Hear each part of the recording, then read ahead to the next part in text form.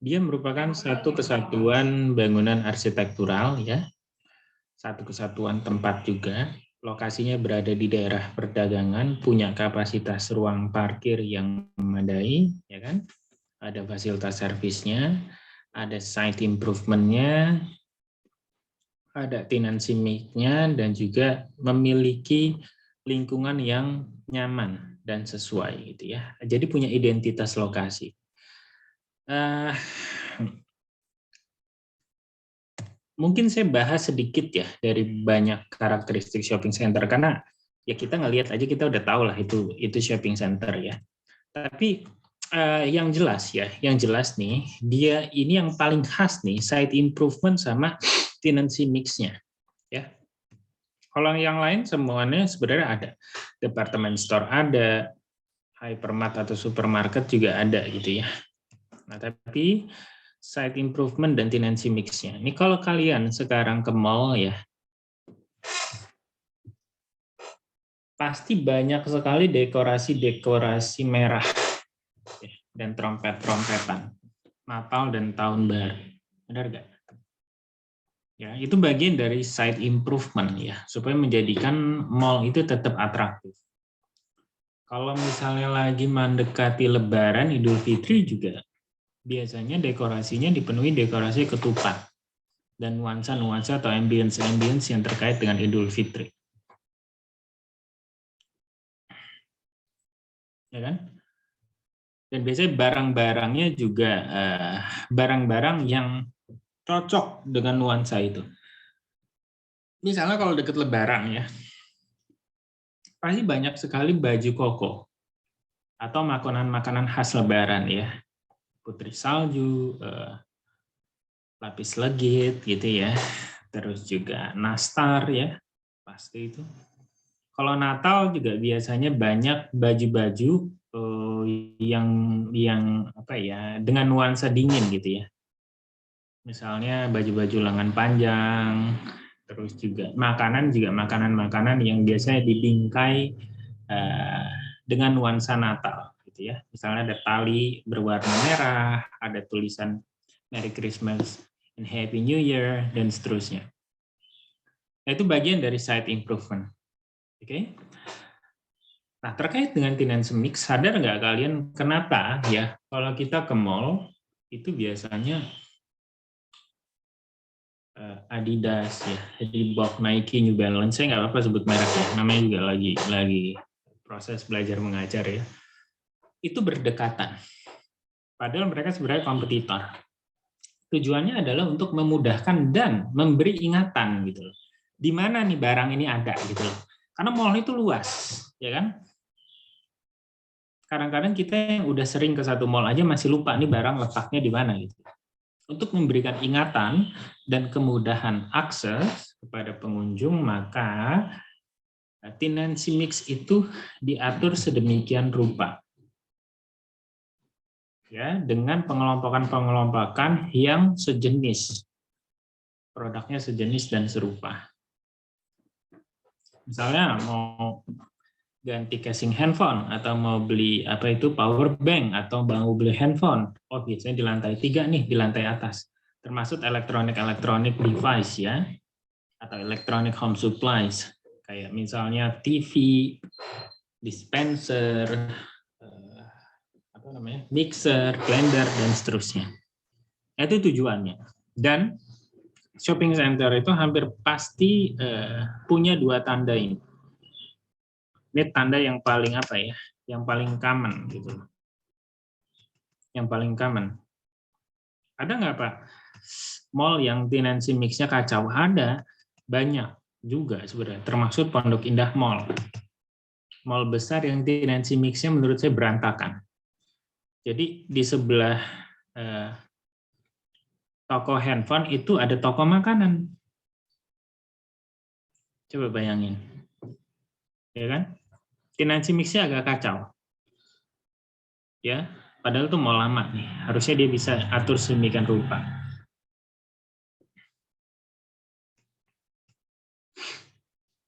Nah,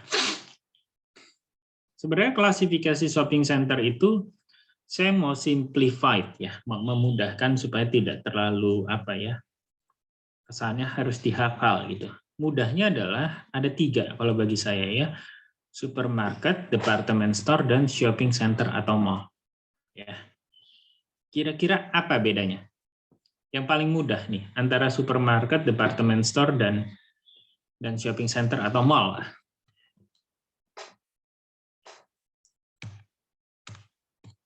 Kira-kira apa? Kau usah baca ini ya, yang ada di benak kalian aja, yang pernah dilihat di lapangan, di jalan gitu loh. Apa sih? Luasnya ya, Pak. Luasnya, Pak. Paling kelihatan. Luasnya kurang pas. Ada yang lain nggak? Yang dijual mungkin. Ya, yang dijual ya. Yang dijual apa kira-kira? Kalau supermarket atau department store, dan kalau shopping center atau mall? Kalau supermarket itu kayak kebutuhan sehari-hari, Pak. Terus kalau shopping center mungkin baju-baju gitu, Pak.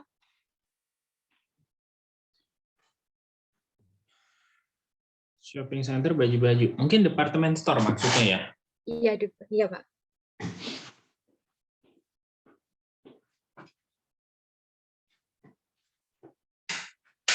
Bentar ya.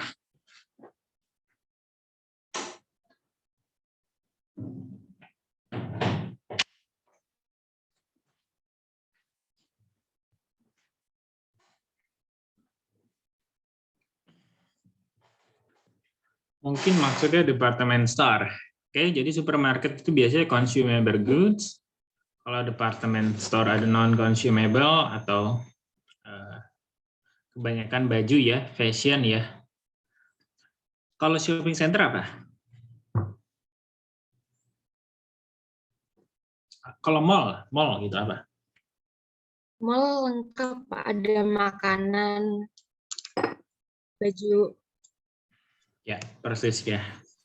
Mall gado-gado Pak, semua ada. Iya, betul memang. Semuanya shopping center, semuanya ya.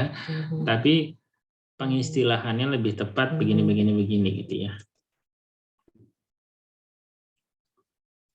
Oke. Saya angkat telepon bentar ya.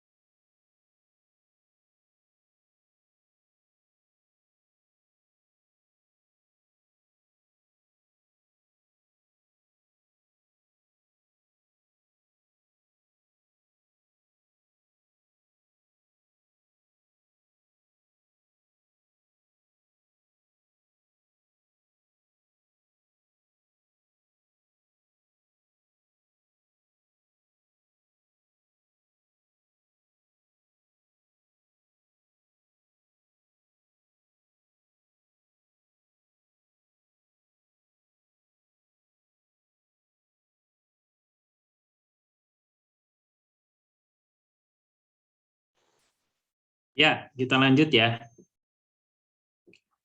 Istilah-istilah umum sebenarnya juga nggak terlalu berbeda ya. Hanya bedanya ada common area aja nih.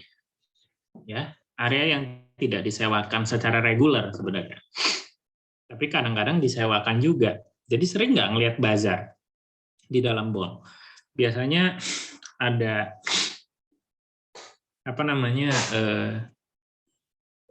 bazar mobil atau pakaian-pakaian, sering. Pada dasarnya itu space-space yang tidak disewakan. Space-space yang tidak disewakan ya. Tapi manajemen melihat ada potensi ya, dan itu sekarang menjadi common sebenarnya. Jadi sebenarnya itu adalah apa ya, plasanya atau landscape umumnya gitu ya, yang seharusnya tidak disewakan, tapi disewakan.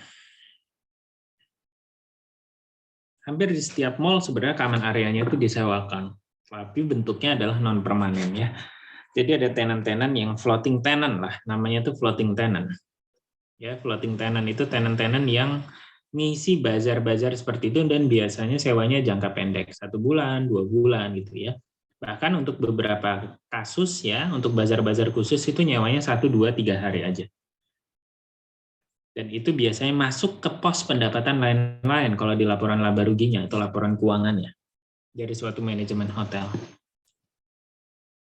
Nah, biasanya persentase gross floor area dan gross leasable area untuk mall itu hanya berkisar 55 sampai 65%. Kenapa begitu?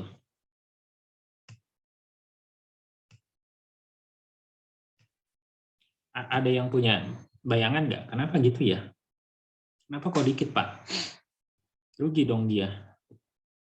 JFE 100-120 ribu gitu ya, tapi leasable areanya hanya 60 ribu, setengahnya, atau 65 ribu.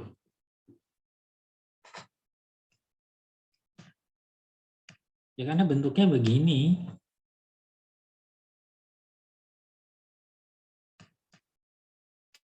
Karena bentuknya gini, Pak. Mana ada mall tengahnya penuh? Ya, dia banyak sekali ruang terbukanya. Ya, beda kan sama office sama hotel ya? Hotel tuh penuh nih. Kalau mall kan enggak. Oleh sebab itu presentasi leasable area to gross floor area-nya itu memang jauh. Ya, bisa setengahnya. Bahkan kurang dari setengahnya.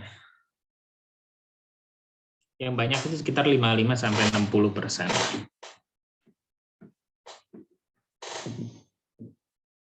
Apalagi kayak model Citos, Ciwalk. Orang Bandung ada di sini? Orang Sumatera Barat ada? Hah? Saya Ada, Bandung. Pak. Ya. Oh, kamu ya? Kamu Indramayu ya, Maulana? Saya Bandung, Pak. Bandung. Oh, Bandung. Nah, Bandung kan tahu ya, pasti Citos ya. Ciwalk ya. Ciamplas Walk. Nah, Ciamplas Walk itu besar banget kan? Tapi kebanyakan apa? Pedestrian, ruang terbuka, ruang hijau ya. Bahkan kafe-kafenya juga itu dibuat konsepnya konsep city walk. Kalau di kita itu yang mirip-mirip adalah Citos. Tapi Citos itu kecil sebenarnya ya. Ciwalk itu mungkin ya leasable area-nya hanya 40%. Takaran saya belum pernah nilai Citos memang. Tapi takaran saya 30%, 40% itu. Sisanya udah ruang terbuka. Karena konsepnya seperti itu. Nah, ini bedanya ya sama office sama hotel. Ya.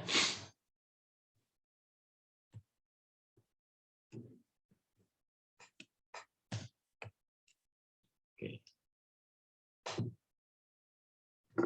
Variabel pendapatan dan variabel biayanya juga relatif sederhana sebenarnya. Oke. Sama persis dengan office, cuman bedanya nih. Ada expo, ada pameran, atau ini bisa juga dibandel ke pendapatan lain-lain. Nggak ada lain bedanya. Daya tarik investasinya, ya, ini, anchor tenant yang dapat membawa image dan kestabilan. Terus shopping center juga disewakan dalam net lease basis. Oke, jadi benar-benar bersih nih pendapatan owner itu benar-benar bersih. Karena setiap ada peningkatan tarif listrik, peningkatan tarif gas, peningkatan tarif PDAM atau air, semua dibebankan ke tenant. Ya, dapatnya selalu bersih. Oke. Lantas ada peluang untuk merenov, mengimprove ruang yang disewakan. ya, sehingga dapat memperbaiki image dan menaikkan nilainya. Ada beberapa transformasi signifikan dari satu shopping center yang tadinya terkesan out of dated dan tua dan tidak milenial ya, diubah, direnov. Nah, ini agak susah ya diaplikasikan di commercial property lainnya, just like office tower maupun hotels. Itu susah. Tapi kalau di shopping center, karena ruang terbukanya besar, karena pondasi dan strukturnya juga tidak terisi penuh, maka keleluasaan untuk bisa memperbaiki atau memperbaharui itu lebih luas, lebih fleksibel. Ya, makanya tuh sering banget shopping center itu melakukan renovasi, khususnya renovasi ketika tenant itu pindah atau kosong. Nah, ruangnya itu direnov, diperbaharui terus. Nah, ini resiko investasinya ya, karena sangat high cost ya dan high capital, maka financingnya itu didominasi oleh debt, oleh hutang. Dan hutang butuh jaminan, berarti dia butuh underlying, ya kan? Berarti harus punya underlying aset. Nggak cukup dengan modal, oh saya bercita-cita mau bangun mall di sini gitu ya. Dan per meter square biaya investasi untuk bangun shopping center itu memang yang paling tinggi dibandingkan yang lain. Kecuali hotel berbintang 5 ya, atau 5+.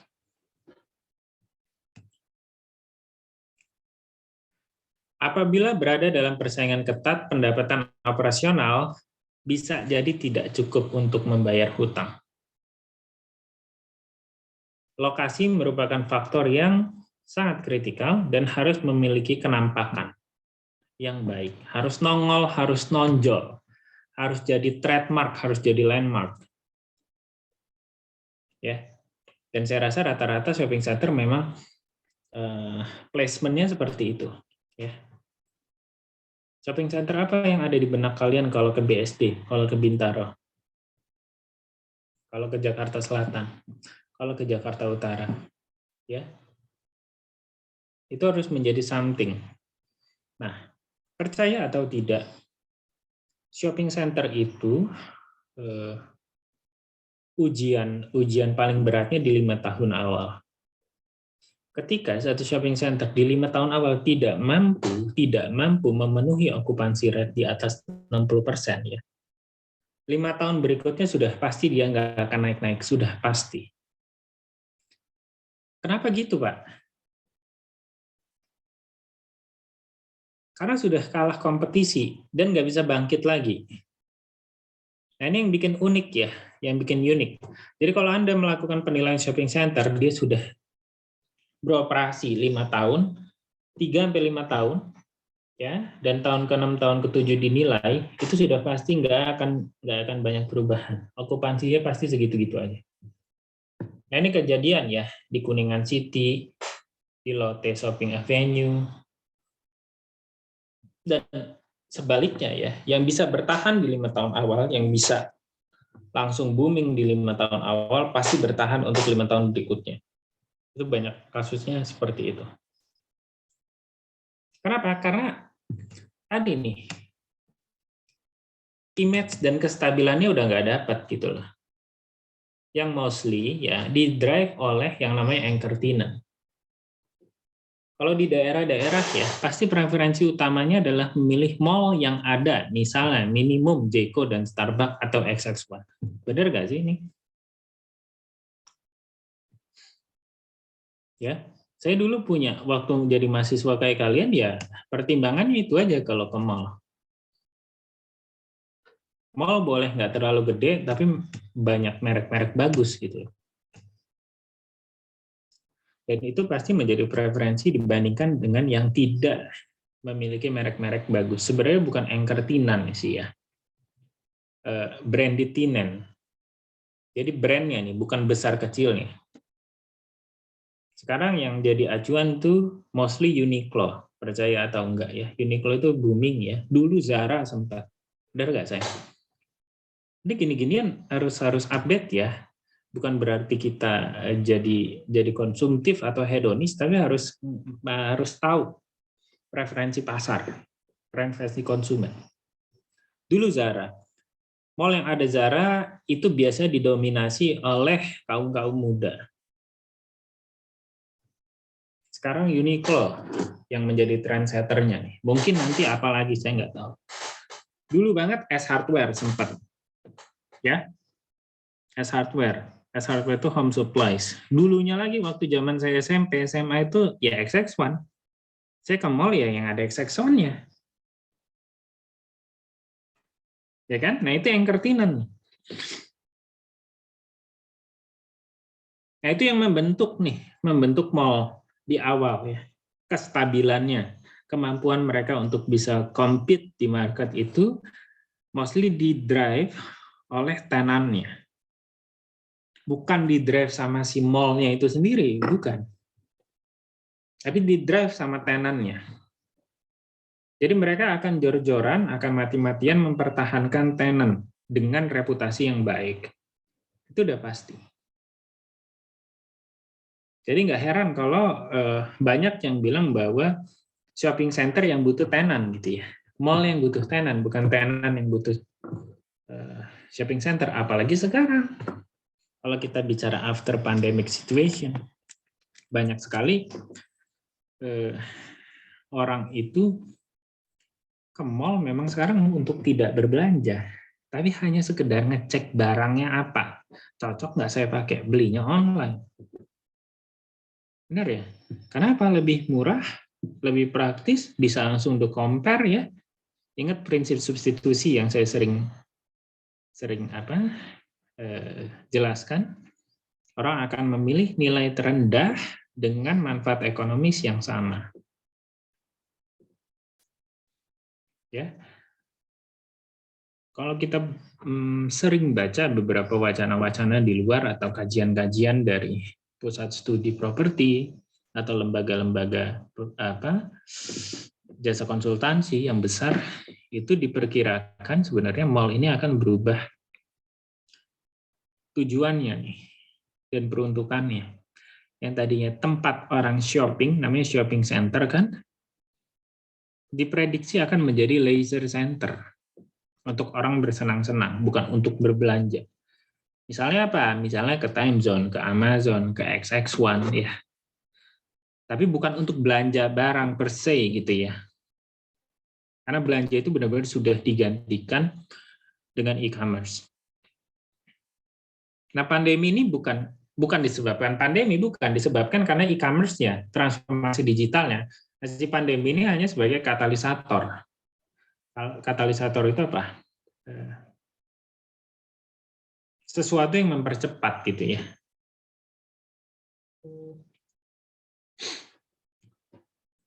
Oke.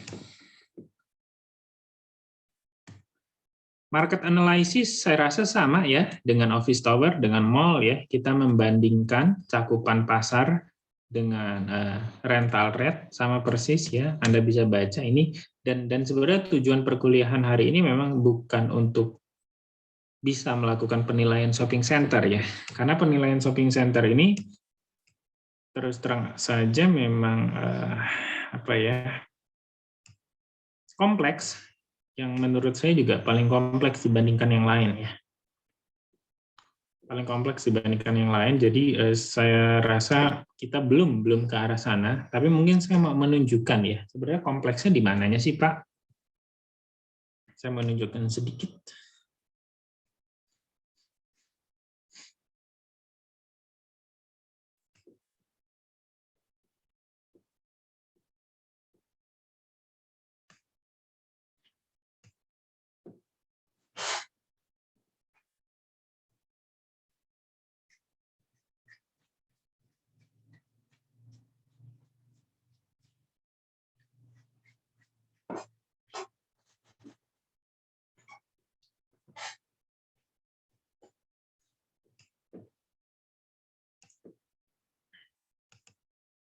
Kelihatan nggak?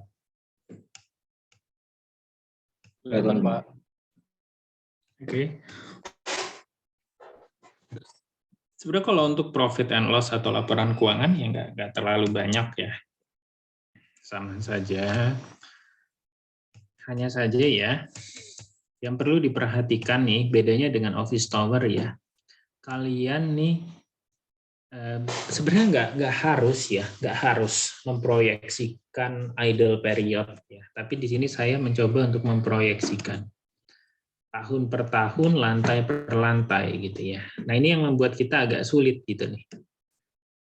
Jadi nggak bisa ditarik nih persentase okupansinya segini gitu loh misalnya. Tapi harus dianalisis. Kenapa? Karena perpindahan tenan itu ya butuh waktu. Dan mendapati tenan baru juga butuh waktu. Nah ini yang disebut idle period nih. Di sini saya buat asumsi 3 bulan moving out dan 6 bulan moving out. Semakin besar tenan, biasanya moving out-nya itu akan lebih lama. Misalnya time zone-nya pindah atau Gramedianya pindah. Ya, dia udah nyewa sekitar 500 meter persegi. Nggak gampang nyari tenan penggantinya. Oke? Nah, kekosongan itu yang dihitung gitu loh. Bingung nggak ya? Saya terlalu cepat? Atau bisa nangkap? Saya mencoba dengan cara yang paling sederhana ya. Tapi sekali lagi nih, saya nggak berharap teman-teman dengan satu materi ini bisa nilai hotel mall ya, nggak. Tapi memberikan gambaran bedanya apa gitu. Itu satu. Ada analisa moving out-nya ya. Jadi semakin kecil itu semakin cepat, semakin besar itu semakin lambat. Kenapa? Karena pengganti Gramedia siapa? Periplus. Periplus nggak butuh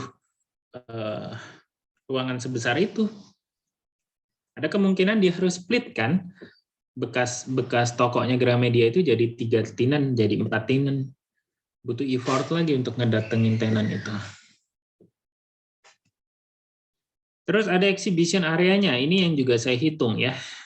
Basisnya adalah per hari. Ya, ada tarif per harinya. Terus kita harus kalikan bulannya, baru dikali tahun. Ada akupansinya juga, karena kan bazar itu nggak setiap hari ada. Biasanya weekend, ya kan? 3 hari dia sewa. Bolong lagi tuh. Ya, itu exhibition. Dan yang paling krusial menurut saya adalah skema tarifnya. Nah, kalau Anda lihat di sini skema tarif untuk shopping center itu, di sini saya buat ya skema tarif dan skema okupansinya nih. Kalau kamu lihat di sini, ini saya split ya. Kita total ada 6 lantai, ya. Nah ini di split lagi. Ada tenant biasa, ada big tenant dan ada anchor tenant. Artinya kita harus buat analisa okupansi 3 kali 6. Berapa? 18 untuk okupansinya. Terus tarif, ya. Tarifnya di sini ada 4 tambahannya service charge.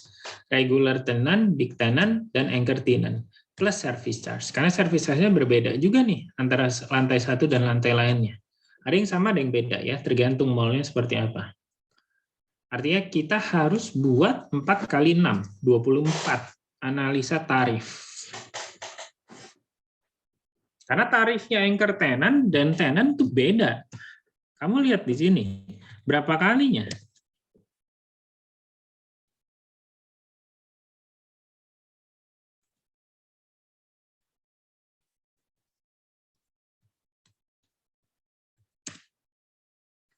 Enam kalinya. 6 kalinya.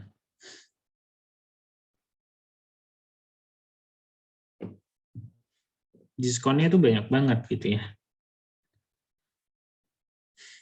Diskonnya 1/6-nya.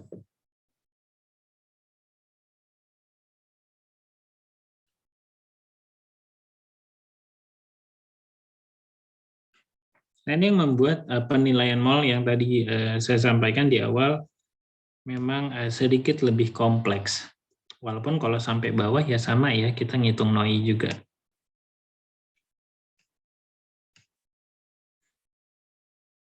Tapi menyusun ini yang butuh effort lumayan serius gitu ya. Oke, sampai sini ada yang mau ditanyakan nggak? Mungkin saya mau nanya Pak, kan tadi terkait dengan shopping center itu apa ya, ruangan tengahnya itu lebih kosong gitu ya Pak, leasable areanya kosong. Itu gimana ya Pak kalau misalkan seperti pasar Tanah Abang mungkin, terus pasar Senen, itu Bagus kan pertanyaan. penuh kan, hampir ya jalan-jalan pun sedikit gitu Pak. Itu bisa dikatakan shopping center juga mungkin? Ya, itu bagus pertanyaannya. Sebentar.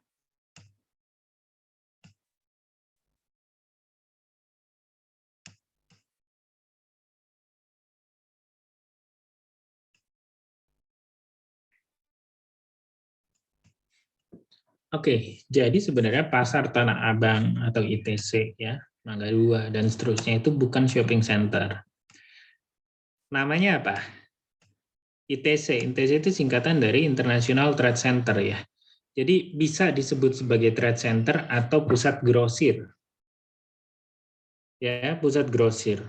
Nah, itu bukan shopping center, tapi pusat grosir. Kenapa? Karena pembelinya itu bukan end user, bisa penjual kembali, ya kan?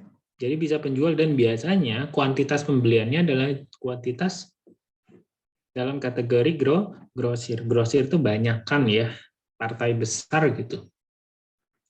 Dan kebanyakan juga bukan end user. Ada end user ada gitu ya. Tapi sebenarnya ITC Tanah Abang itu kan sebagai ITC juga ya, pasar Tanah Abang itu diperuntukkan untuk pembelian partai besar.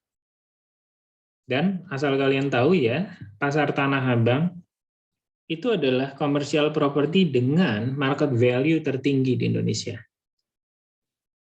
Baik rental rate-nya maupun market sales-nya. Market value-nya.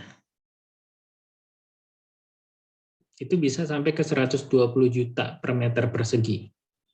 Harga jualnya. Harga jual. Ya.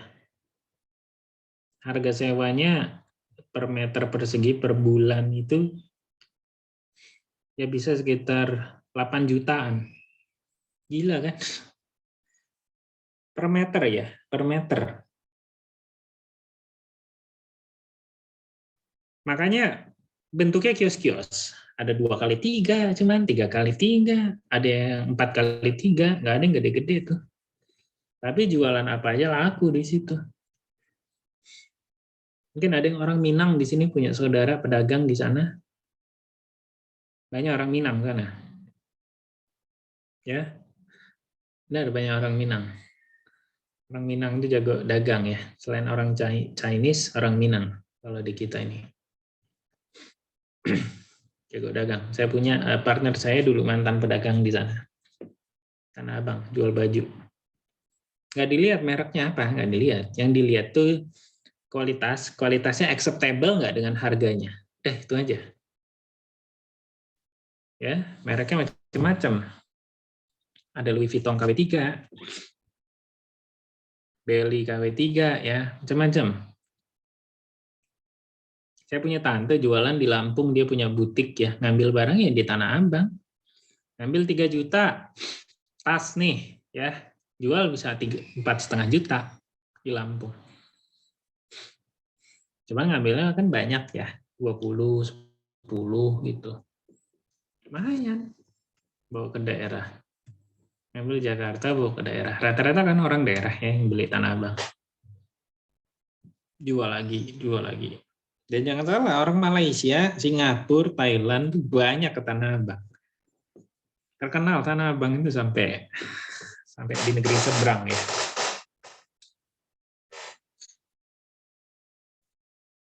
Oke.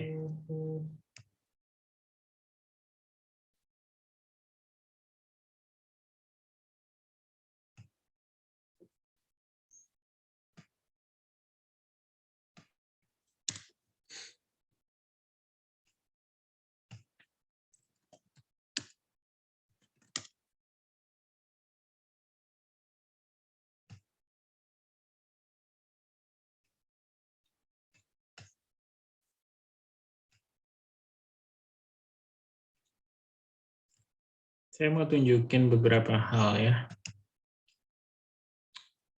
Nah ini ya,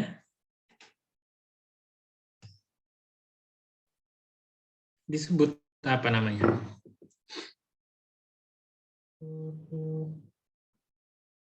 Department store kan? Ya, department store ya. Namanya department store. Ramayana, Matahari itu department store. Dia hanya menjual merek dia. Bukan merek dia sih, maksudnya yang jualan tuh hanya dia ya. Mereknya kan macam-macam juga. Oke. Kalau ini namanya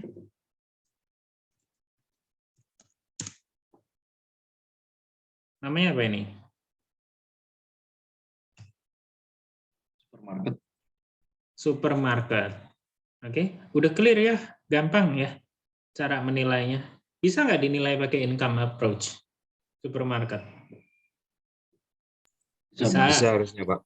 Bisa, harusnya bisa. Oke, tapi jangan diukur tingkat penjualannya ya. Fatal kalau kalian melakukan penilaian seperti itu. Oke, ini namanya properti bisnis khusus. Kalau yang dinilai adalah asetnya, maka kemampuan asetnya untuk mengenerating pendapatan. Bukan kemampuan Carrefour, merek sebagai merek, melakukan penjualan. Ya, ini bedanya ya. Oke, karena kalau Carrefour-nya kalian nilai penjualannya, berapa penjualan sardennya, terus juga ikannya, ciki-cikinya, coklatnya ya. Namanya bukan penilaian real property. Tapi masuknya ke penilaian apa? Bisnis ya. Yang menjadi objek penilaian misalnya dalam hal ini adalah sahamnya Carrefour. Yang dihitung adalah kemampuan penjualan Carrefour, bukan real property-nya. Real property-nya ini adalah ini, tanah, bangunan, ya, halaman parkir, dan seterusnya. Bisa pakai income? Ya, bisa aja. Kalau disewakan ke pasar, berapa sih sebenarnya si Carrefour ini? Tapi lebih mudah menggunakan cost approach ya dalam penilaian ini. Kecuali di HBU-kan dulu ya. Di HBU-kan dulu. Karena sebenarnya kan nggak HBU. Dia bisa bangun bangunan bertingkat, misalnya dijadikan shopping center yang proper, ya kan? Kalau lokasinya memang pantas gitu ya untuk dikembangkan sebagai full shopping center, bukan sebagai supermarket, bukan sebagai hypermarket. Oke. Ada lagi nggak pertanyaannya? Kalau tidak ada, saya mau coba bahas. Ingin bertanya, Pak. Ya, silakan.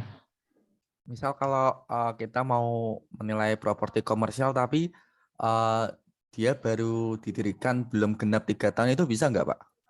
Bisa. Menggunakan metode pendapatan. Bisa. Bisa. Berarti nanti nganu pendapatannya itu nggak tahunan ya, Pak? Apa gimana, Pak? Nganu apanya? Menaksir nilainya dengan menggunakan Ada pendapatannya ketawa itu bukan ya, per tahun ya, Pak? Maulana ini.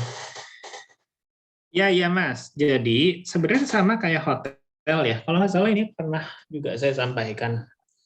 Misalnya hotel aja ya barangnya ya. Tadi kamu nggak spesifik komersial propertinya apa. Hotelnya baru 3 tahun tuh di beroperasi ya. Tahun 2023 dinilai dibangun 2020. Belum cukup banyak lah bukti historisnya ya. Tapi kan paling enggak kita sudah punya tabungan 2 tahun atau 3 tahun. Oke, itu cukup.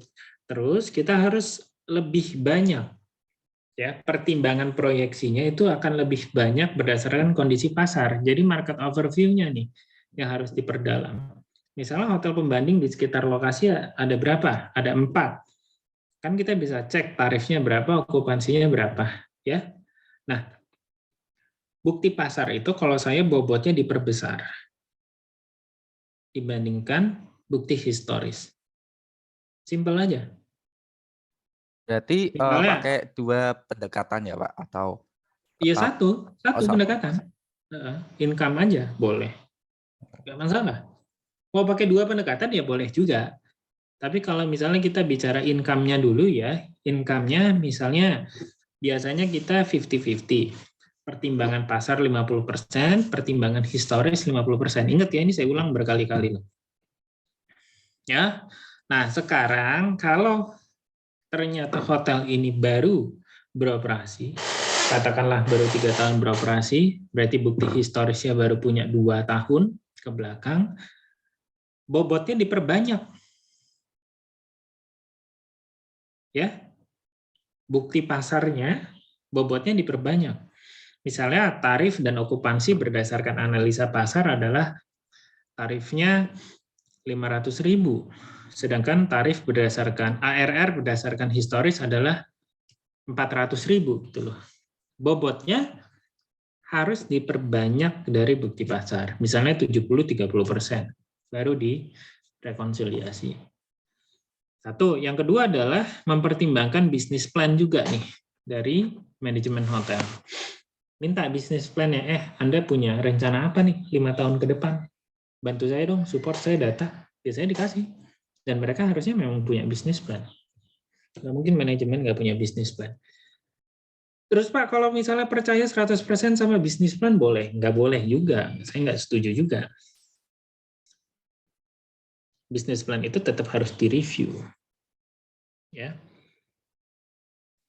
Saya pernah kejadian nih, saya pernah cerita nggak di kelas ini ya? Sebelum waktu COVID, saya nilai satu hotel. Dia bilang 2022 okupansinya udah 70%. Saya nilai 2020. 2021 60, 2022 70. Boro-boro. Ya kan? Kejadian sekarang. Kalau tumpak blok kita ikutin tuh barang ya bisa jadi masalah. Ya kan? Ya karena ya sebagai owner mereka optimis. Ya kan? Mereka tidak mau terlihat portfolionya jelek sehingga punya proyeksi yang wah kayaknya everything gonna be alright. Tapi ternyata fakta pasarnya begini. Oke, 3 hal itu ya. Selanjutnya Jadi boleh kalau ya Pak, menggunakan pendekatan jadi kalau biaya. misal saya mau menilai sebuah kafe, misal dia kafenya itu belum genap 3 tahun, misal katakanlah 2,5 tahun, itu berarti saya tetap menggunakan pendekatan pendapatan dengan nge-compare sama pasar kafe gitu Pak, atau gimana Pak? Kok jadi kafe ya? Misal katakanlah properti komersial yang saya mau nilai itu kayak kafe gitu Pak. Kafe itu bukan properti komersial dalam kategori penilaian ya.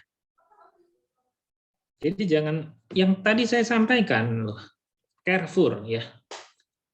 Jangan kamu ukur pendapatan Carrefour itu dari penjualannya. Ya, karena kafe itu ada merek, ada intangible asset di situ. Kayak McDonald's ya. Ingat baik-baik. McDonald's membukukan laba bersih. Satu gerai McDonald's membukukan laba bersih 10 miliar tahun 2021. Ya, Anda diminta menilai. Nggak ada urusan ya dia mau bukuin 10 miliar, 1 miliar, 2 miliar, terserah. Ya, kenapa? Karena kalau McDonald itu saya ganti jadi McFahri, ya bisa nggak dia 10 miliar? Hah? Bisa lebih Pak. Bisa lebih berhenti aja jadi mahasiswa lah ya, jadi pengusaha aja ya. Oke, yang dijual tuh rasanya, ya kan, bumbunya, minumannya, tetek bengek yang banyak. Ada McFloaty atau apa, saya nggak tahu nih. Teman-teman mungkin lebih sering ya. Istri saya juga hobi itu minum es krimnya tuh. Yang dinilai adalah real property-nya. Kebetulan si real property ini digunakanlah oleh si McDonald. Nah, pendapatan properti itu dari mana, Arya? Disewa, sewa Yes, propertinya. disewa sama manajemennya McDonald. Oke, jadi kamu bisa menggunakan direct cap atau JIM dari situ kalau nggak mau pakai pendekatan biaya. Tapi kita nggak peduli si McDonald itu mampu mengenerating income gerainya berapa banyak. Ya, sama kayak kasus SPBU Pertamina versus Shell. Lokasinya sama, sebelahan-sebelahan. Ya, coba Anda bayangkan ya. Ternyata masih ada yang miss loh konsep penilaian real property nih. Ini saya perlu bahas.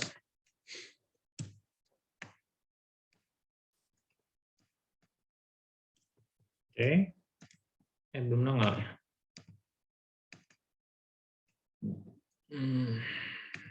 Ini ya.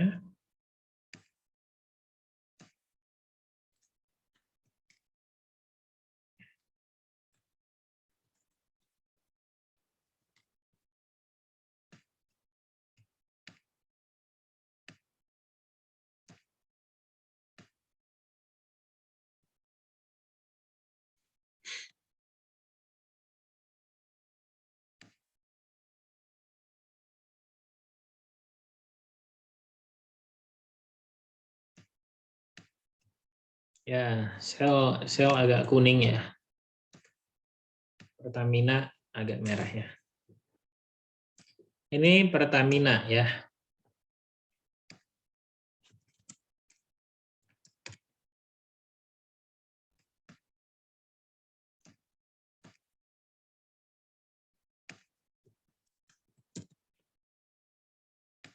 Aset sama, luas sama, bentuk sama, lokasi sama ya. Anda diminta menilai. Arya nilai sel. Siapa nih? Andika ya. Andika nilai Pertamina. Ini bau-baunya bau-bau yang punya Pertamina SPBU soalnya. Bau bensin maksud saya. Enggak ya, semoga suatu saat punya SPBU ya. Oke. Arya, Sel, Andika, Pertamina. Nilainya sama enggak? Kira-kira.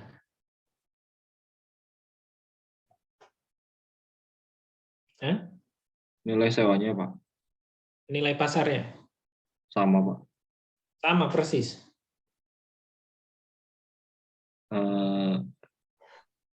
Mirip-mirip ya, Pak. Tinggian Sama, Pertamina, sama. Pak. Pertamina, Pak, kalau di Indonesia, Pak. Nilai asetnya tinggi Pertamina. Ini saya bicara tanahnya ya. Propertinya, Pak. Real propertinya. Ya, real propertinya. Sama deh, Pak. Dengan luas yang sama kalau misalkan Atau tanahnya aja lah, tanahnya ya. Nanti ini ada yang jawab, oh ini Pak, spek mesinnya beda, segala macam. Oke lah, tanahnya aja. Sama nggak kira-kira? Nilai tanahnya. Hah? menurut saya sama sih, Pak. Sama ya, sama persis. Ya beda 1-2 rupiah lah Pak. Di buletin ya sama ya. Sama persis. Ya, sama persis. Jangan pernah bilang kamu Pertamina lebih tinggi nilainya. Bisa dipanggil dewan penilai nanti. Jadi masalah nih. Oke, kalau saya tanya nilai bisnisnya tinggi mana? Tinggi mana? Atau sama juga nilai bisnisnya? Tergantung dalam penilaian. Tergantung. Nilai bisnis tinggi mana? Tinggi Pertamina, ya jelas ya. Ya iyalah Pak, monopoli dia, ya memang monopoli. Masuk ke Undang-Undang Dasar 1945 pasal 33. Ya, hasil bumi. Jadi memang dimonopoli Pertamina. Semua gerai SPBU selain Pertamina harganya harus di atas Pertamina. Ya, itulah kenapa di Bintaro ini dekat rumah saya ini Pertamina itu rame banget. Karena orang nggak mau ke Shell, nggak mau ke Vivo, nggak mau ke BP, British Petroleum. Karena ya lumayan selisih kadang-kadang sampai 1.000 kan ngisi pertama. Atau 800, ya termasuk saya, ngapain lah milik yang mahal, misalnya RON 92 kan. Nah, ini ya, Yang dinilai real property, kita tidak menilai bisnisnya SPBU, Pertamina, dan Shell. Sama dengan McDonald's, sama dengan kafe, Starbucks dan Jeko, sebelah-sebelahan, luas tanah sama, spek bangunan sama, nilainya sama nggak sama. Oke, pendapatannya tinggi mana ya, tergantung. Kemungkinan besar tinggi Starbucks. Atau bisa juga tinggi Jeko. Tapi kalau bicara real propertinya lebih tinggi, sama. Ya, clear ya? Oke.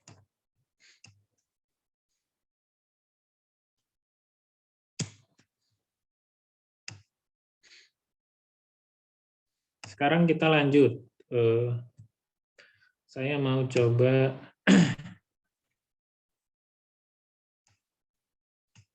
bentar.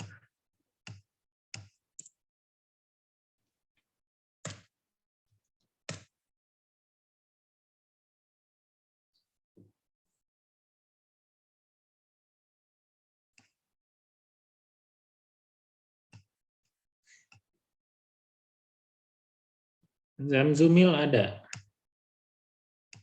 Ada Pak.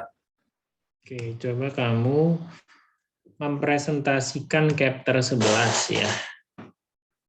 Dari hasil reviewnya nih.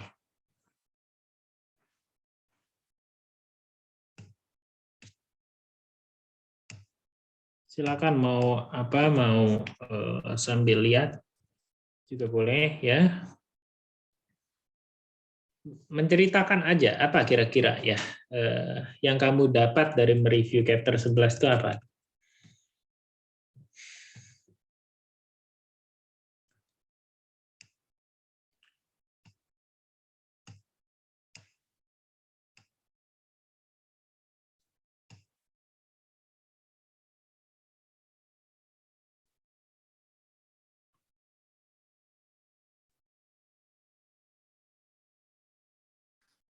Kalau chapter 11 itu intinya itu menilai kasus penilaian hotel bintang 4 yang terletak di kota utama Inggris. Nah, ini nih chapter 11 tuh nyeritain tentang urutan cara penilaian gitu, Pak. Yang pertama itu ada description of the property. Nah, pada yang pertama ini menceritakan tentang hotel itu kayak gimana, fasilitasnya ada apa aja, terus kapan dibukanya, begitu Pak. Lalu kalau yang kedua yaitu choice of valuation method. Nah, kalau ini itu menentukan metode apa yang digunakan untuk menilai hotel tersebut. Nah, penilaian yang paling tepat yaitu menggunakan pendekatan arus kas diskon atau di DCFA. Nah, pendekatan ini dipilih karena paling mencerminkan pemikiran investasi pembeli yang berpengetahuan luas, terutama investor operasional. Nah, yang ketiga yaitu market analysis. Market analysis ini tujuannya itu untuk meninjau data ekonomi dan demografis yang tersedia untuk menentukan apakah area pasar yang ditentukan akan mengalami pertumbuhan ekonomi, stabilitas, atau penurunan. Lalu selanjutnya itu ada supply and demand analysis, yaitu analisis permintaan dan penawaran. Nah, kalau industri hotel itu supply-nya diukur dengan jumlah kamar tamu yang tersedia, dan sedangkan demand-nya diukur dari jumlah kamar tamu yang ditempati. Selanjutnya itu ada forecast of average rate and occupancy. Ini itu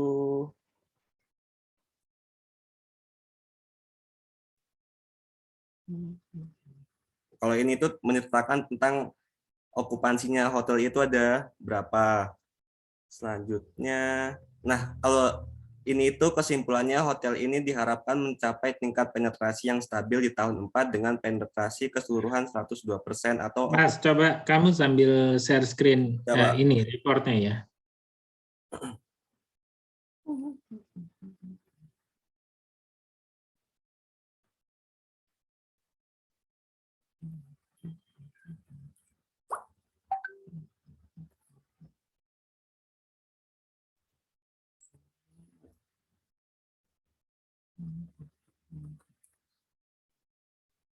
Yang kelima itu tadi ada forecast of average rate and occupancy.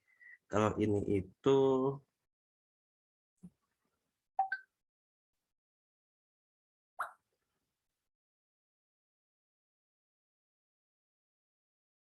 inti tingkat pemenuhan hotel, intinya begitu. Terus selanjutnya ada projection of income and expense. Kalau ini itu menilai pendapatan dan pengeluaran yang dibutuhkan untuk menjalankan hotel tersebut.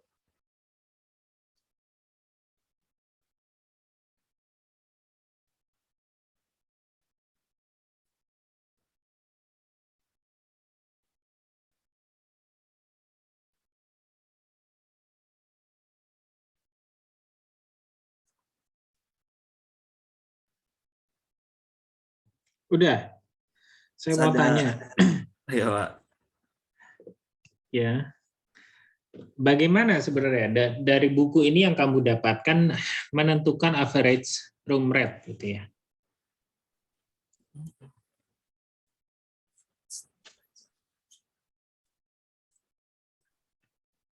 Atau tingkat okupansi, dua hal itulah yang kamu dapatkan ini gimana? Sesuai nggak dengan apa yang kita pelajari di kelas?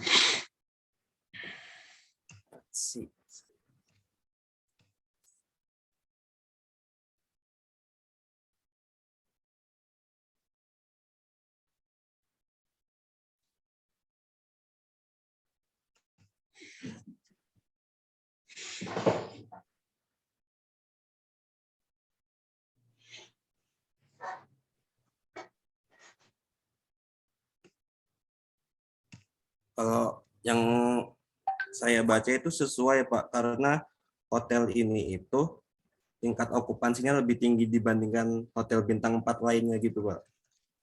Gimana? Kalau menurut saya sesuai, karena tingkat okupansinya itu bisa terpenuhi gitu, Pak, bisa sesuai yang diinginkan gitu. Nah, pertanyaan saya bagaimana gitu loh. Dia di drive sama apa gitu loh. Bentar, Pak.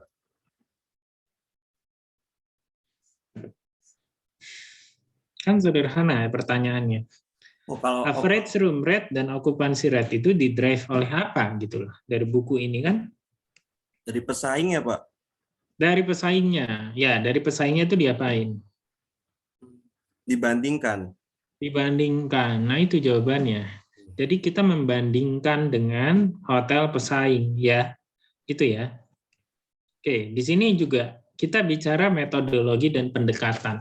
Pada saat apa sebenarnya pendekatan pendapatan dengan metode DCF atau direct cap itu digunakan dan pada saat apa pendekatan lain itu bisa digunakan? Kira-kira apa?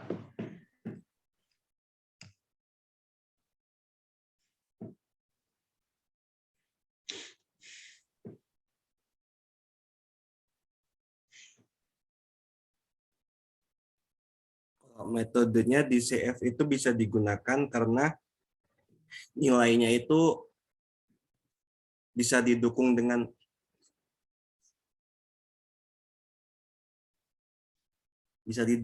data-data yang ada gitu, Pak, kayaknya, Pak.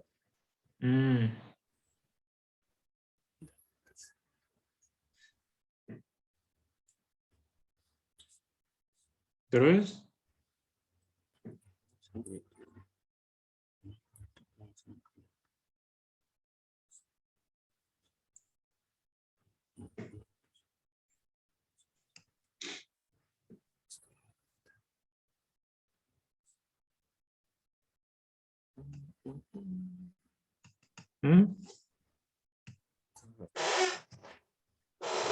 Nah, maksud saya memberikan tugas ini supaya ini ya, supaya membekas gitu loh. Karena sebenarnya mengulang aja apa yang kita pelajari selama ini ya. Mengulang aja. Apa yang keluar dari mulut saya ini keluar juga ditulis sama dia. Jadi pendekatan pendapatan dengan metode DCF itu digunakan kalau kenapa, Mas Zamzumil?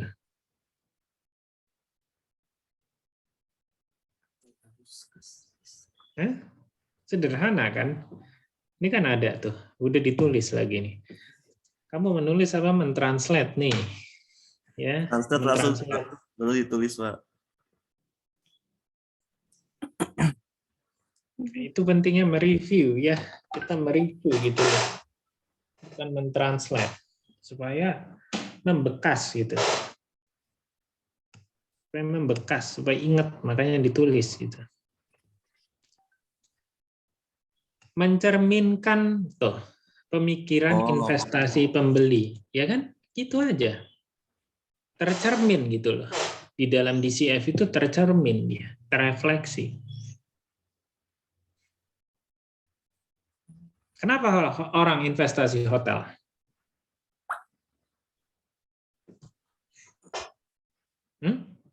Karena pasti ada yang menginap Pak.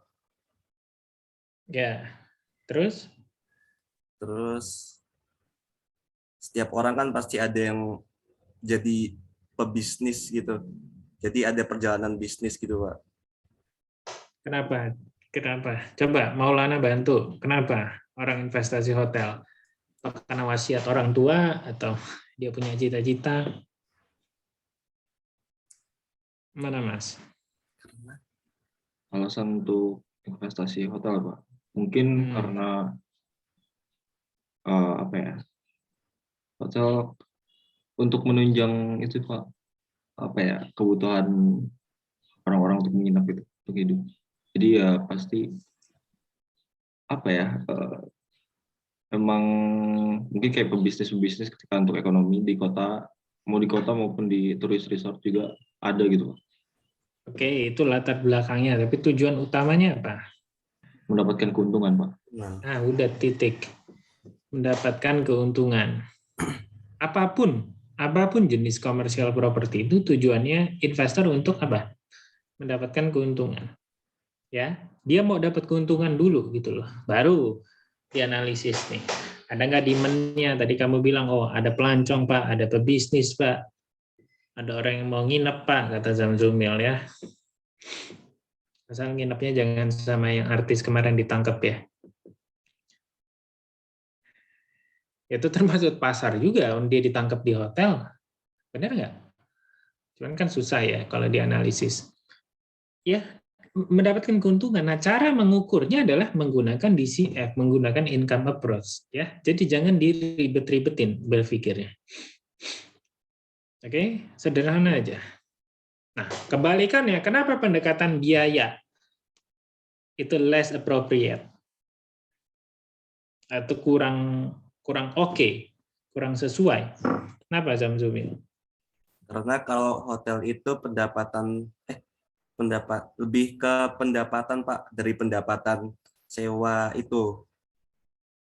Ada yang sewa tempat buat meeting room gitu Pak, lebih banyak di situ sama di food and beverage.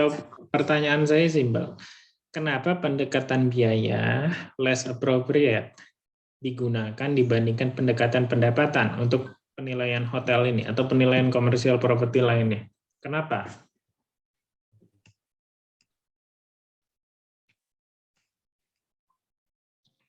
Ada yang bisa bantu jawab nggak? Karena mungkin lebih ribet, Pak, lebih menyulitkan untuk dari biaya karena harus menghitung dengan detail dari komponennya. Bukan. Terus menghasilkan ini, Pak, nilainya rendah gitu, Pak. Bukan. Karena kurang mencerminkan pasar, Pak. Bukan pasar, mencerminkan kacamata investasi. Ya kan udah kebalikannya aja dari pendekatan pendapatan. Benar nggak? Ini saya berkali-kali ngulang di kelas ya. Kita bangun hotel ya. Tadi yang jawab siapa? Aziz ya. Aziz bangun hotel tuh mikirin dapat uangnya dulu atau mikirin biayanya dulu kira-kira. Ya kalau udah dijawab tuh Maulana katanya orang bangun hotel tuh karena mau dapat uang. Ini kamu pikirin apa? Ini simpel banget ya. Saya itu berharap teman-teman berpikirnya juga simpel, sederhana ya. Saya minta maaf kalau kemarin soal yang UTS itu tidak mencerminkan cara saya mengajar ya, karena ya pada dasarnya banyak orang di situlah. Mungkin pemikirannya beda-beda.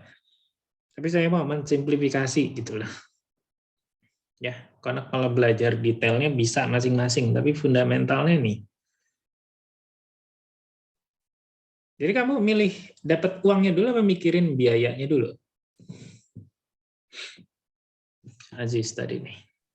Dapat uangnya dulu, Pak. Ya. Dan ini juga sudah disebutkan di dalam bukunya bahwa cost approach itu why less appropriate, ya, because not reflecting the mind of the investors. Tidak merefleksikan, tidak mencerminkan pemikiran dari investor. Pola pikir investasi. Simple aja. Sedangkan kalau kita bicara nilai pasar adalah manfaat ekonomi, ya. Nggak ada nilai pasar itu biaya yang dikeluarkan, nggak ada. Manfaat ekonomi. Jadi bukti pasarnya kita nggak bisa dapat, jadi nggak bisa pakai pendekatan data pasar. Nggak ada Pak bukti pasarnya, hotel diperjualbelikan. Oke, kita menggunakan pendekatan pendapatan. Oke, gitu Zamzumil, kamu harus lebih banyak ini ya, membaca secara mandiri Ya, Pak. buku-buku tentang penilaian. Oke, selanjutnya. Bentar.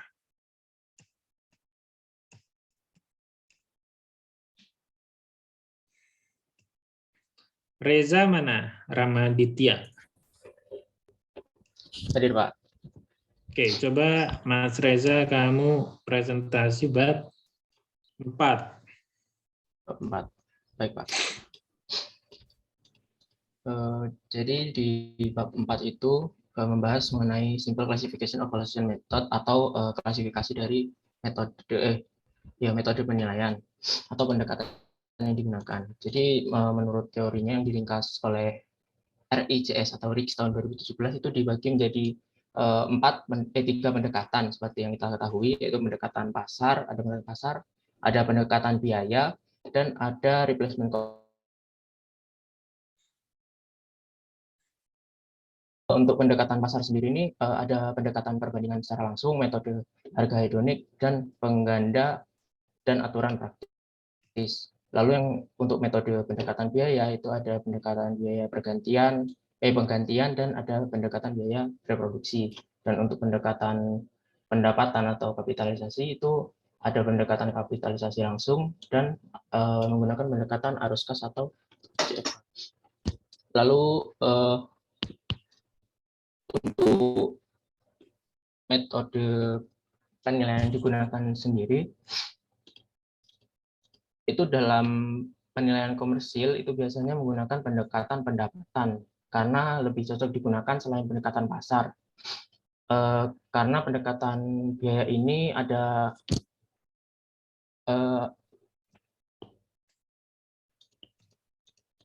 untuk pendekatan biaya ini ada arus kas pendapatan, ada properti, dan untuk pendekatan lain seperti pasar atau biaya itu dapat digunakan untuk alat kontrol indikasi nilainya. Lalu selain pendekatan pendapatan itu juga digunakan pendekatan biaya. Karena pendekatan biaya ini diterapkan dengan menggunakan metode penyusutan. Metode ini nantinya akan membentuk indikasi nilai properti dengan mencari biaya pembangunan baru atau RCN. Sebuah properti kemudian dikurangi dengan depresiasi atau penyusutan bangunan yang disesuaikan dengan tahun selesai pembangunan properti tersebut. Lalu untuk pendekatan biayanya sendiri atau depreciation cost ini didasarkan pada prinsip di kebanyakan kasus itu sebentar.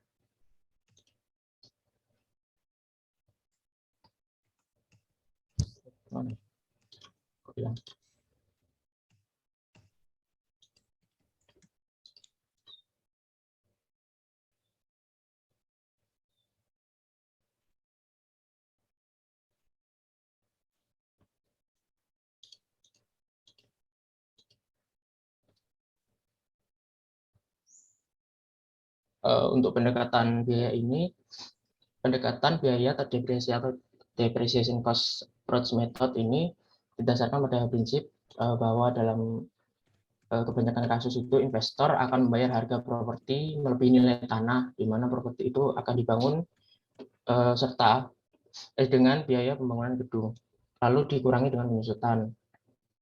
Lalu metode ini juga didasarkan pada prinsip substitusi di mana calon pembeli itu akan memilih antara membeli properti dan atau membangun gedung dengan fitur yang sama di sebidang tanah yang bentuknya itu serupa dengan mempertimbangkan depresiasi atau penyusutan asetnya. Kemudian harga transaksinya itu misal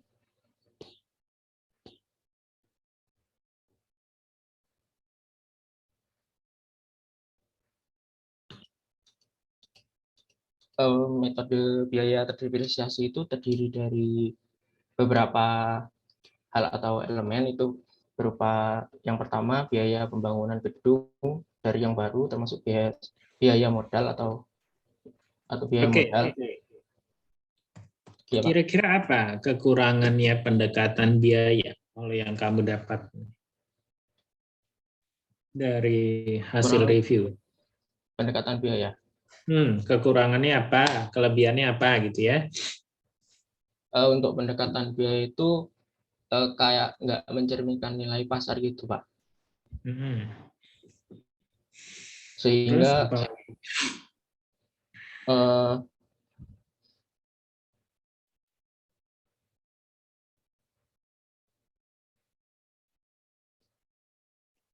terus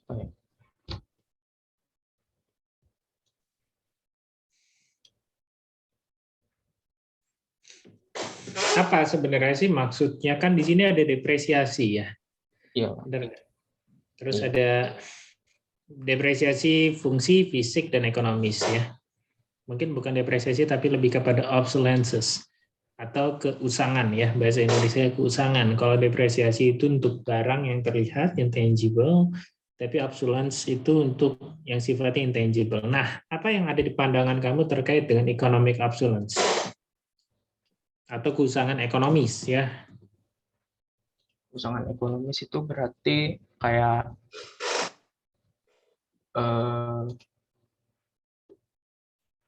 nilai kayak apa ya? Untuk depresiasinya itu terhadap nilainya mana ya? Kayak apa itu permintaannya itu untuk properti yang sejenis itu ada apa enggak gitu, Pak? Atau gimana coba? Si kurang pas, kira-kira apa? Sih maksud keusangan ekonomis kan ada ini di bab ini ya, bab 4 ya. Kayak itu, Pak, apa? Permintaan terhadap properti tersebut itu mulai berkurang atau tidak seperti yang awal-awal dibangun gitu, Pak. Kayak keusangan secara ekonomis. Jadi untuk permintaannya itu berkurang terhadap properti tersebut. Masih kurang pasti nih, tinggal masalah apa ya? Interpretasi aja dari apa yang sudah kamu tulis nih.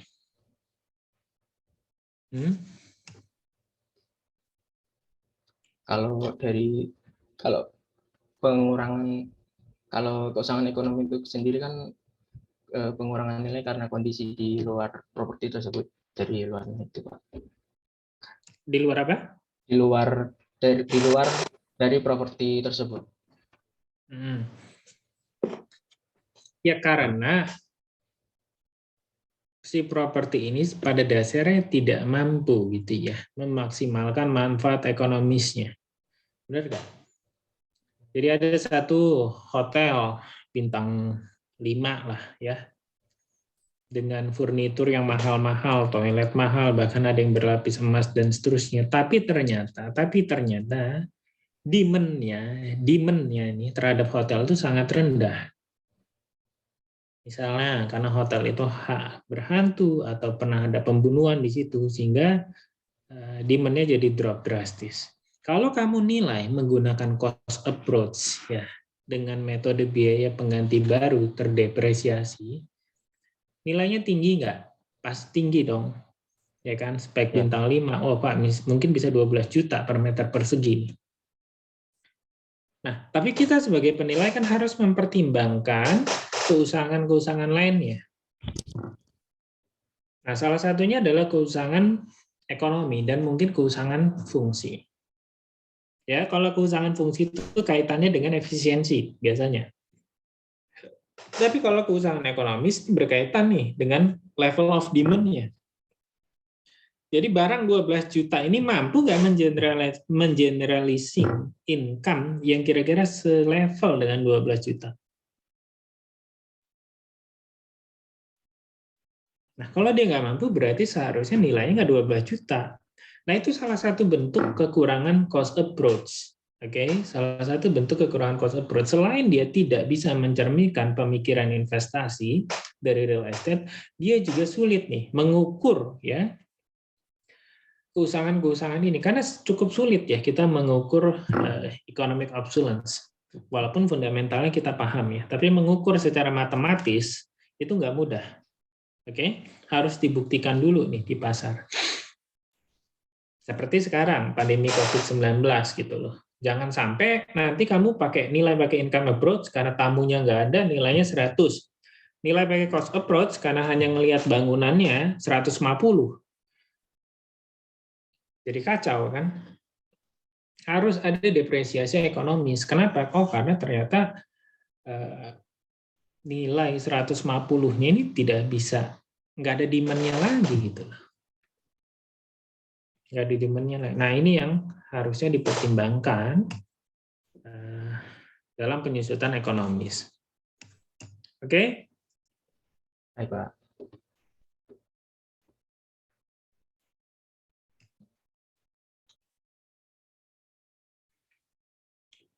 Apa yang dimaksud dengan biaya langsung dan biaya tidak langsung dalam pendekatan biaya?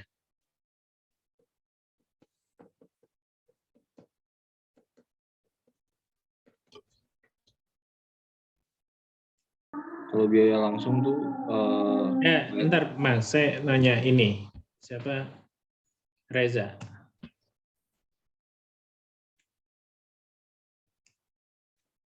Apa kira-kira?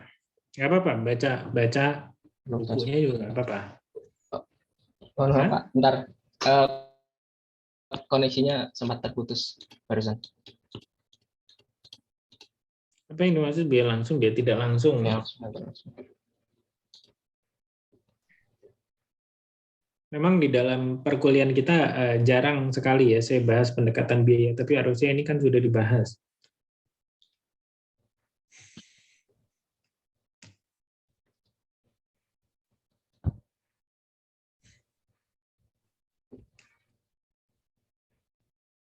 Kalau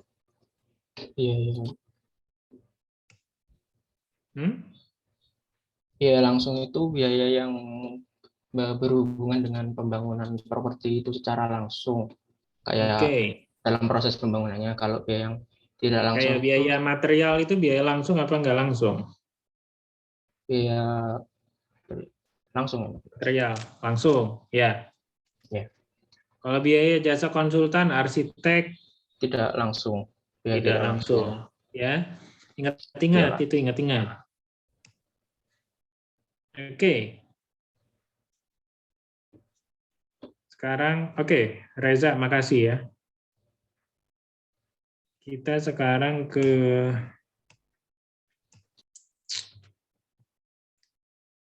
Chania. Coba Chania ya, berarti ini sisa capture 3 nih, kamu nih. Ya, Pak.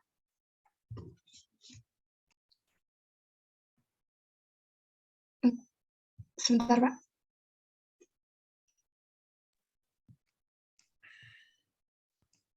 Saya berharap bisa menginterpretasi dengan apa ya, dengan pemahamannya sendiri ya. dengan pemahaman sendiri. Jadi nggak perlu letterlock buku gitu, apa yang ditulis di buku, tapi ya diinterpretasikan aja sesuai dengan pemahaman sendiri, sesuai dengan perkuliahan kita sejauh ini. Chapter 3 ya, Pak. Hmm. Untuk yang chapter 3 itu bahas tentang market analysis atau analisa pasar.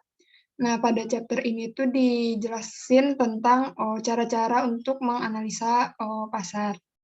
Nah, yang pertama tuh kita harus menganalisis ekonomi, di mana dalam melakukan analisa pasar kita perlu menyoroti faktor-faktor ekonomi kayak faktor PDB, terus tingkat pertumbuhan ekonomi yang diharapkan, inflasi, pengangguran dan lain-lain.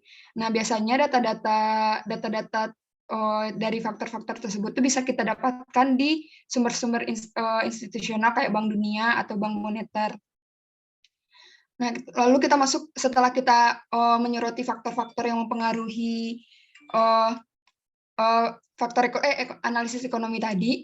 Nah, kita masuk ke analisis properti. Nah, analisis properti itu bisa kita lakukan secara global maupun lokal. Nah, dalam pasar properti itu pengumpulan datanya biasanya cenderung lebih lama. Itu tuh pengumpulan data lama ini tergantung pada data dan jenis properti juga, dan juga tergantung pada transparansi pasar. Nah, biasanya pengumpulan data pada properti itu berkisar antara 3 bulan sampai 1 tahun. Nah, karena pengumpulan datanya yang relatif lama, hal itu mengakibatkan keterlambatan ketersediaan informasi resmi. Nah, selain itu juga kompleksitas dari data itu akan terus meningkat seiring dengan tingkat spesifik dari properti tersebut. Terus metode penilaian dan perbandingan data dalam market analysis itu ada 2. Yang pertama ada self comparison method, yaitu dengan membandingkan harga jual properti yang sebanding dengan properti yang sedang kita nilai, atau income capitalization. Nah, itu tuh dengan membandingkan tingkat imbal hasil dari properti yang sebanding dengan properti yang kita nilai. Nah, tapi perbandingan itu juga harus dilakukan atas biaya-biaya properti seperti biaya operasional, biaya untuk membangun baru, biaya konstruksi langsung dan tidak langsung, seperti tadi yang udah dijelasin sama Reza. Nah, lalu ada karakteristik faktor faktor komparatif dan sumber informasi. Nah, informasi untuk analisis ekonomi tadi dapat dikumpulkan dengan beberapa cara dan waktu yang berbeda, tergantung dari jenis propertinya, spesifik propertinya dan lain-lain. Tapi faktor komparatifnya itu harus memenuhi syarat keandalan, keterbaruan, keseragaman, spesifikasi, dan lain-lainnya. Lalu pengumpulan data untuk market analysis juga dipengaruhi oleh pemilihan sumber informasi. Nah, yang kayak tadi ada sumber informasinya itu ada sumber langsung dan sumber tidak langsung. Nah, sumber langsung tuh bisa kita dapatkan dari orang-orang atau pihak-pihak yang berpartisipasi langsung dalam proses pertukaran data, contohnya kayak penjual atau pembeli, broker, investor, dan lain-lain. Terus kalau sumber tidak langsung itu mencakup keseluruhannya, meskipun dia tidak ikut berpartisipasi langsung dalam proses transaksi. Contohnya tuh kayak badan pendapatan, akuntan, dan lain-lainnya. Nah, sumber tidak langsung itu biasanya terdiri dari database dan observasi yang mengumpulkan dan memproses data ekonomi secara sistematis. Nah, pengumpulan data itu sangat sulit karena tidak ada data yang akurat dan jumlah transaksi untuk properti biasanya relatif rendah, terutama untuk komersial. Oleh karena itu, di sektor komersial biasanya penilaiannya dilakukan dengan expected rental value, tingkat kekosongan, dan volume investasi. Oke, saya mau tanya ya, kira-kira menurut kamu keakuratan data itu bisa diukur dari mana, Chania? Atau keakuratan data itu yang disebut data itu akurat itu gimana ya? Misalnya kita menggunakan pendekatan data pasar atau pendekatan pendapatan gitu ya, kan tetap harus berbasiskan data ya. Yang disebut akurat itu gimana kira-kira? Akurat itu yang mendekati keadaan sebenarnya gitu, Pak. Coba dijelasin. Kayak misalnya kalau data yang akurat tuh, misalnya buat pendapatan, itu tuh benar-benar mendekati keadaan yang sebenarnya, misalnya kayak pendapatan bersih dia setahun, transparansi pasarnya, begitu Pak. Tadi kan sebenarnya ya, kalau kita bahas, tadi kamu sempat bilang ya, ada beberapa faktor komparatif ya. Apa aja Iya, Pak. tadi? Reliability, Keandalan, keterbaruan, keseragaman, dan spesifikasi. Gimana Pak? Dan apa yang terakhir? Spesifikasi, Pak. Bukan spesifikasi ya, itu kekhususan, specificity. Oh, ya, maaf Pak. Kekhususan ya. Nah, kekhususan kalau dibaca di dalam bukunya adalah because its property is unique. And its uniqueness is the sum of series of complex characteristics. Apalagi kalau kita bicara commercial property ya. Jadi hampir nggak ada commercial property itu yang memiliki kesamaan tumplek blek gitu ya. Beda kalau kita melakukan penilaian residensial nih. Ya, tipe 36 kita sama tipe 36 tetangga sama persis. Ya, mungkin bedanya kita sudah pasang tanaman Kamboja, si tetangga pasang tanaman kencana gitu ya, pohon kencana. Bedanya di situ aja. Tapi kalau hotel ya, kalau office tower itu bedanya bisa beda banget. Walaupun dia punya karakteristik yang serupa gitu. Misalnya sama-sama hotel bintang 4. Tapi detailnya ya beda ya, pasti beda banget gitu loh. Nah, di sini juga disebutkan bahwa sebenarnya tidak ada data yang akurat gitu loh. Dan kita tidak wajib mendapatkan data yang akurat karena memang nggak tersedia di pasar untuk commercial property. Oke?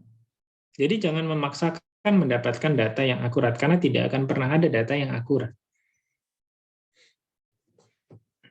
Tidak pernah ada ya. Karena itu di satu sisi kan tadi kamu bilang ya, kekhususannya atau spesifitinya. Semua karakteristik properti itu punya keunikannya. Jadi sudah barang tentu tidak ada data yang 100% akurat, 100% sama gitu ya. Jadi memang tidak ada data yang akurat dan kita tidak wajib mendapatkan data yang akurat. Oke, itulah kenapa ada adjustment dan seterusnya. Kalau data itu akurat semua ya, nggak perlu ada adjustment ya, nggak perlu ada quality rating, nggak perlu ada market overview gitu ya. Oke, kalau menurut kamu nih, perbedaan fundamental antara pendekatan data pasar dengan pendekatan pendapatan itu apa?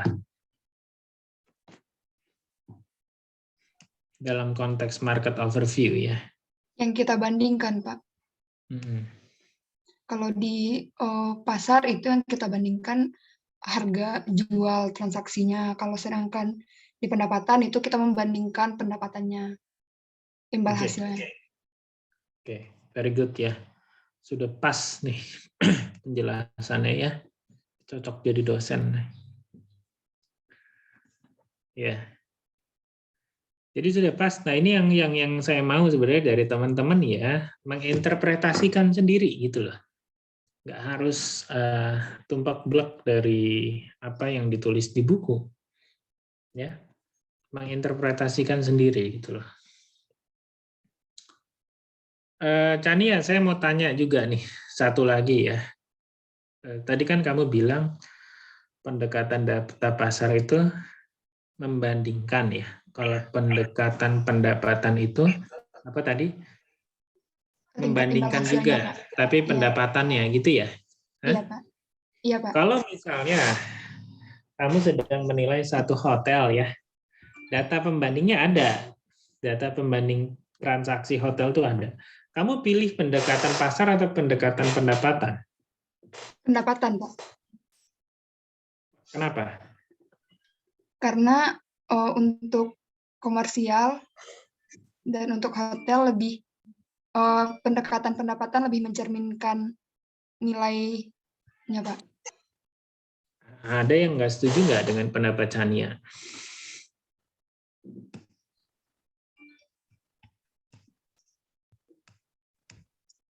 Tadi saya kasih contoh, kita nilai hotel, data transaksi hotelnya ada. Tapi si Chania ini tetap milih pendekatan pendapatan. Karena lebih mencerminkan katanya gitu. Ada yang nggak setuju?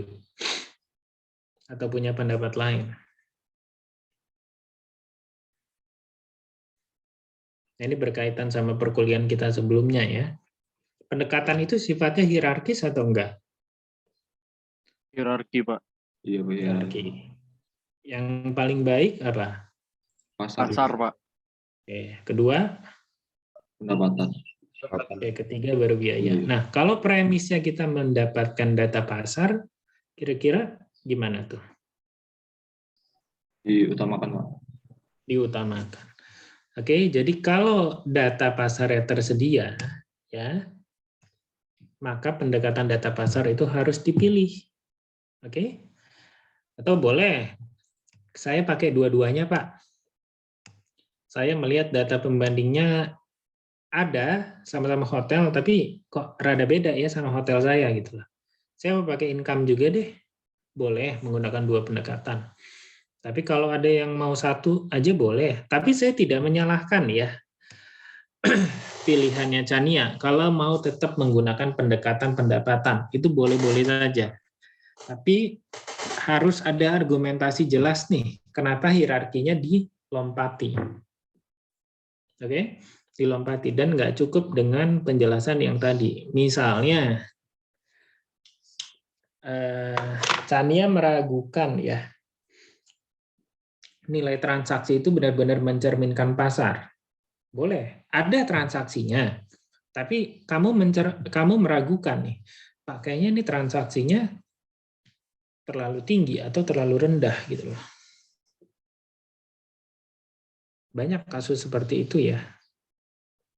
Apalagi kalau kita melakukan penilaian saham itu banyak kasus seperti itu. Oke, overall bagus ya. Kita kasih applause dulu nih untuk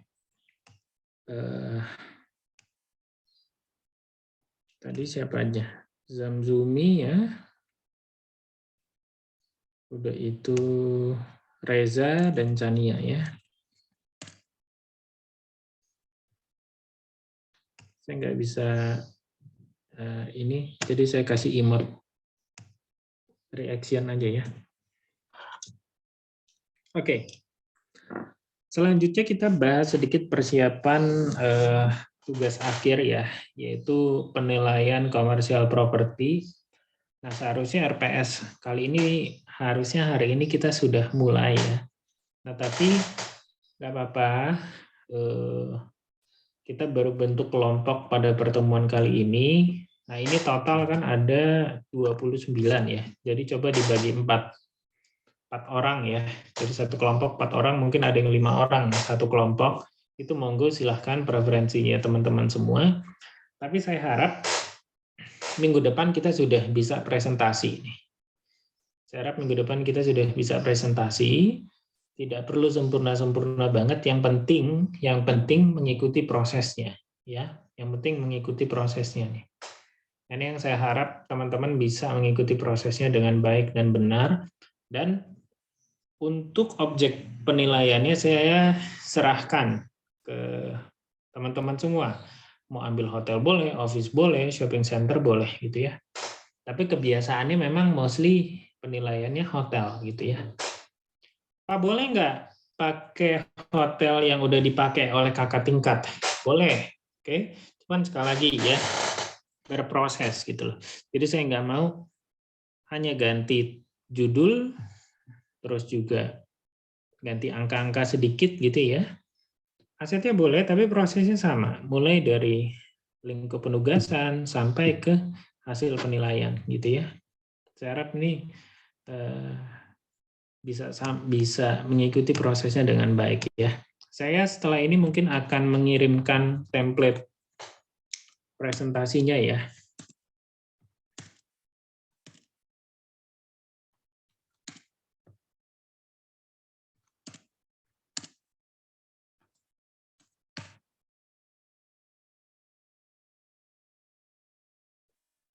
Ini saya coba.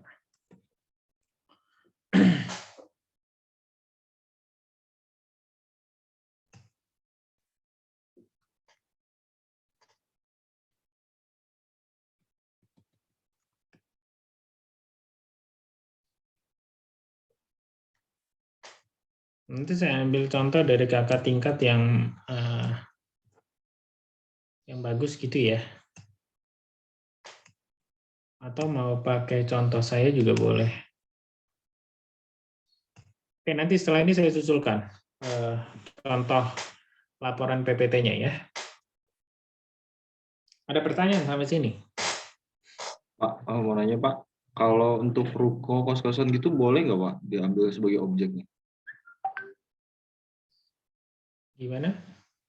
Kalau untuk objeknya itu boleh nggak kita ngambil kos-kosan, ruko kayak gitu Pak? Enggak, ya kalau kos-kosan enggak boleh. Kalau ruko Pak? Apalagi ruko. Oke Pak. Kan bukan commercial property seperti klasifikasi yang ada di buku ya, ruko itu.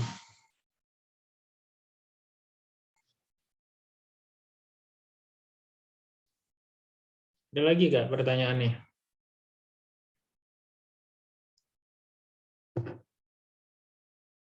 Oke, setelah ini tolong saya diinfoin pembagian kelompoknya ya. Terserah, besok atau lusa juga boleh. 4 Oke, orang. kalau tidak. Hah? 4 orang ya Pak, satu kelompoknya. 4 orang ya? Ya, Pak. Jadi nanti mungkin ada yang 5 ya? Pasti Pak, 28 orang soalnya gitu. Hah? Bukan Jadi 29. 29. Mungkin ada yang keliput. Oke, kalau tidak ada pertanyaan, kita cukupkan perkuliahan pada hari ini. Billahi taufiq wal hidayah. Assalamualaikum warahmatullahi wabarakatuh. Terima kasih atas waktu dan atensinya ya.